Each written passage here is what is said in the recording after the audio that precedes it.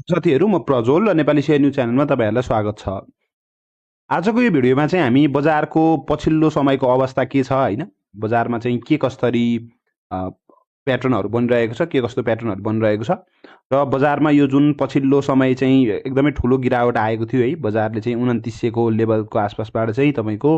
एकदम ठुलो गिरावट आएर बजार चाहिँ तपाईको लगातार गिरावट आएर 2580 तिरबाट चाहिँ अहिले बजार फर्केर लगातार 3 वटा ग्रीन क्यान्डल बनाएको छ र बजार चाहिँ 2693 तिर बन्द भएको छ आजको दिनमा चाहिँ। भनेपछि अब यो जुनको बजारको बढाइ छ यो बजार फर्केको हो कि हैन, यो बजार चाहिँ तपाईको अघिल्लो लो ब्रेक गरिसकेको छ, लोअर हाई बनाउन गएको हो कि हैन, के खालको प्याटर्न हो त हैन, बजारको प्याटर्न के हो, के कस्तो स्ट्र्याटेजीहरु अबको अगाडिको दिनमा लिन सकिन्छ र त्यस्तै गरी बजारलाई अगाडिको दिनहरुमा हामीले टेक्निकल्ली हेर्दै गर्दा पनि 2-4 वटा इभेन्टहरु छन् हैन, यो 2-4 वटा इभेन्टहरु चाहिँ तपाईको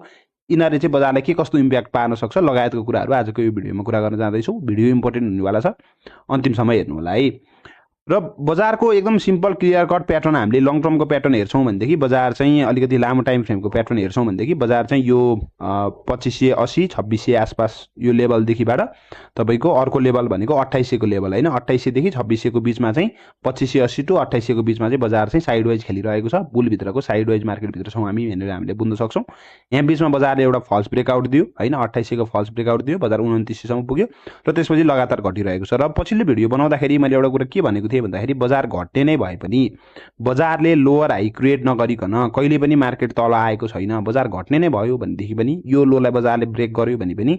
बाउन्स ब्याकहरु चाहिँ मार्केटमा देख्न पाइन्छ भन्ने कुरा गरेको थिएँ। र बजारले चाहिँ हेर्ने के छ त यसरी प्याटर्न यसरी हायर हाइज र हायर लोजको प्याटर्न बनाइरहेको थियो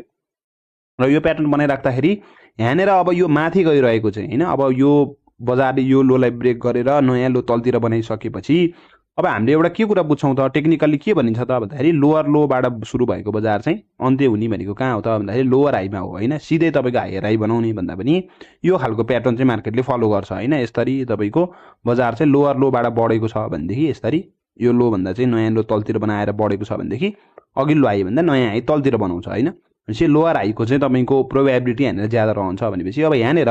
हामीले के बुझ्न सक्छौं त भन्दाखेरि बजारमा चाहिँ यो जुन एउटा बाउन्स ब्याकहरु आएको छ हैन, यो बाउन्स ब्याकहरु चाहिँ बजारले चाहिँ केही रिस्क म्यानेजमेन्टको लागि पनि केही अपर्च्युनिटीहरु दिएको हो कि भनेर पनि हामीले शंका गर्न सक्छौं यसमा चाहिँ हैन। तर यहाँनिर एउटा कन्फ्युजनको कुरा के छ भन्दाखेरि बजार अलिकति ठुलो टाइम फ्रेमको प्याटर्न हेर्छौं भनेदेखि जस्तो गरी पहिला 1800 देखि 2200 को बीचमा चाहिँ बजार चलिरहन्थ्यो, 1800 तिर आउँदा बाइ 2200 तिर जाँदा सेल गर्दाखेरि